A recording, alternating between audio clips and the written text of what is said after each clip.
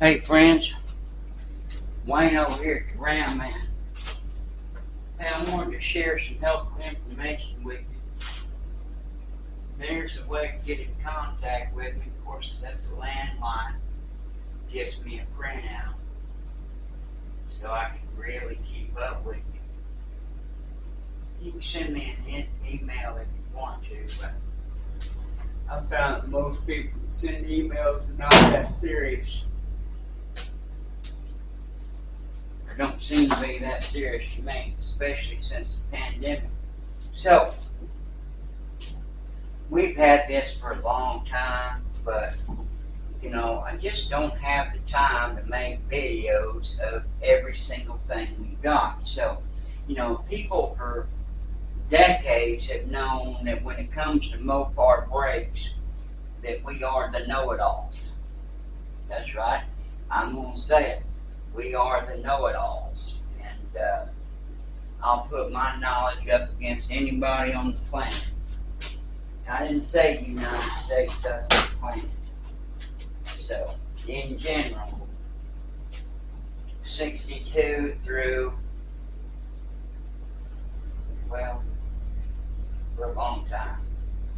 Anyway, so, it's been suggested that I make videos of some of our products. People just call us up and say, "Hey Wayne, do you have a disc brake kit for a 68 Imperial?" Well, yeah. Oh, okay.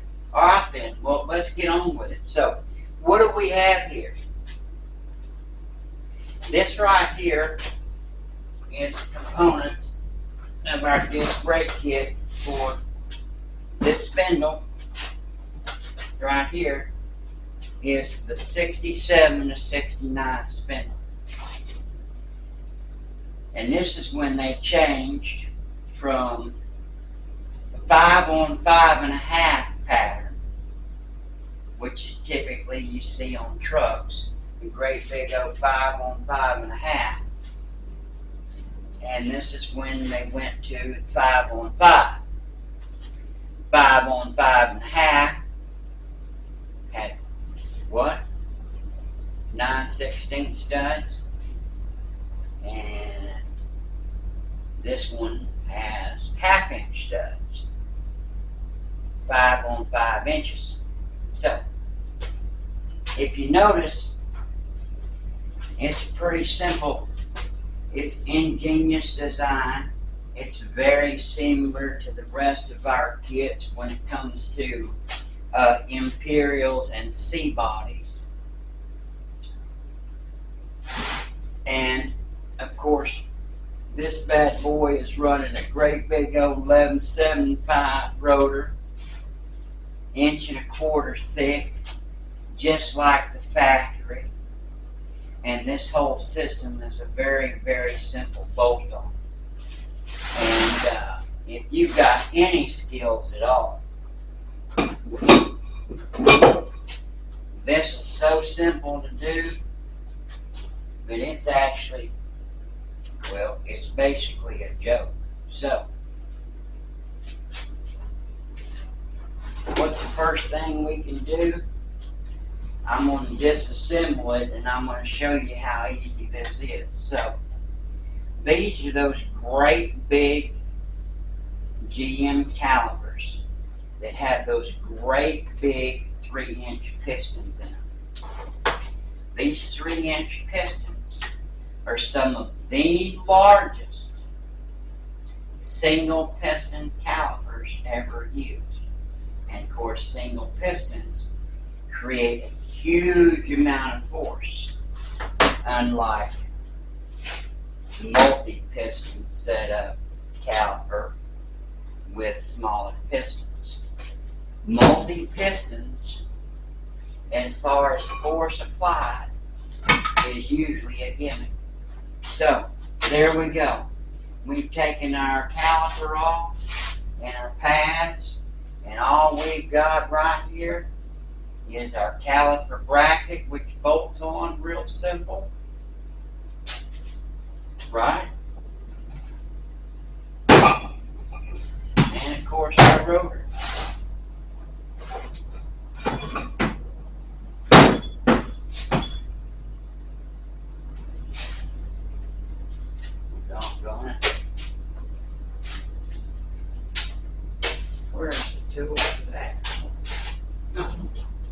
right there in front of me. So,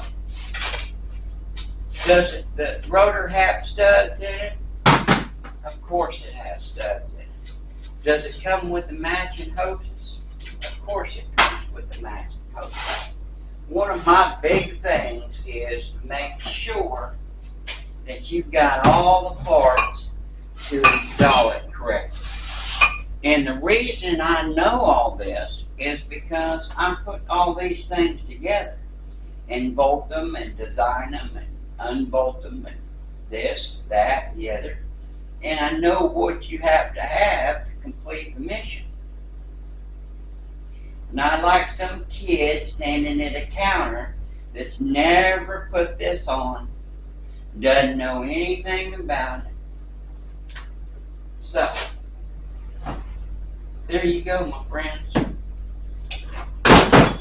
That's the secret. And of course, disc brake spindles are almost always bigger, stouter, stronger than drum brake spindles. And that's one of the reasons I use this great big 1/2 inch thick steel plate to tie it all together. All of your factory hardware, your factory bolts, these are recessed down to about 100 thousandths, so it really doesn't. These are factory fasteners.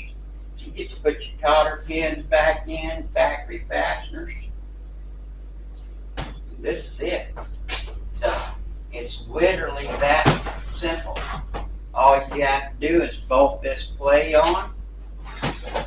You can bolt it on there with the caliper spacer. You've got this little bitty 150 bearing spacer to make the rotors work with the linkage. So, slide our rotor on. Whoops, missing out a bearing, aren't we? So, everything we're using here is factory stuff off of your Imperial. We haven't changed anything. As a matter of fact, I'm not even going to send you bearings and stuff, right? I'll send you your bearing spacer and a new seal, but you get to reuse your own bearings, you get to reuse your nut, you get to reuse your washer. We haven't changed anything. Everything is exactly as factory. That's what I'm known for. And that's one of the reasons we spend so much time with the engineer. So, there we go, my friends. And of course, like I said, this caliper is one of the most powerful ever used. When you do the area of the piston, 3-inch piston, what is that? Radius times radius times pi. Well, when you do that little bitty simple math, you come up with a factor of 7. So, whatever's going in here, 100 psi, 500 psi from your power booster, it's getting multiplied by 7. It's getting multiplied by 7. That's one of the reasons it's so powerful. Like I said, it's one of the most powerful ever used, right? So, get our pad lined up. Now all we need is our guide pins.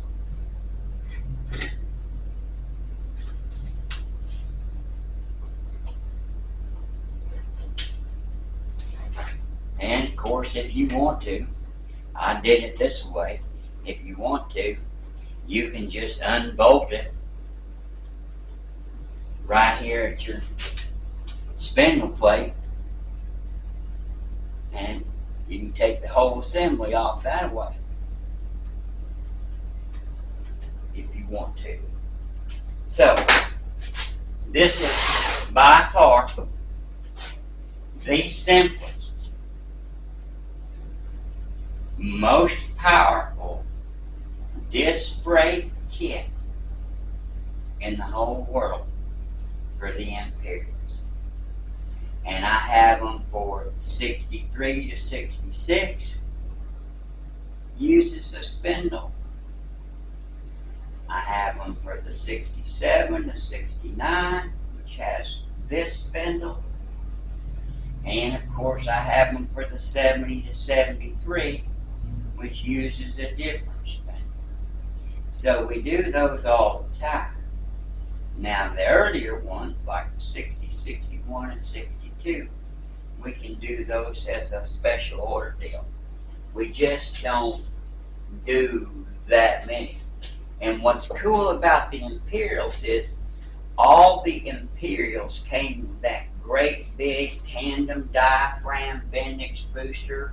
It was ultimately used on the disc brake cars, on all of them starting in 66. It started being used on the Hemi cars, right, all the way through 71. So that tandem Bendix booster, coupled with the correct disc brake master cylinder, which this is it. This is basically your C body, B body, and Hemi master cylinder, the Fable engine 1/8" bore 5621. Boy, you have a great combination. Now once again, this is the simplest, easiest, cheapest, most powerful disc brake system for the Imperials in the whole world. And like I said, if you want to,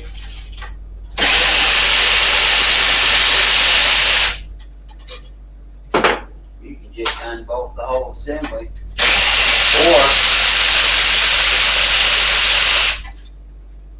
or bolt them on individually. There you go, my friends. It doesn't get any simpler than this. This is, well, for me, with my motorcycles and stuff, this was 6th, 7th, 8th grade level stuff. So, anyway, God bless you. God bless America. And happy Mopar. Bye.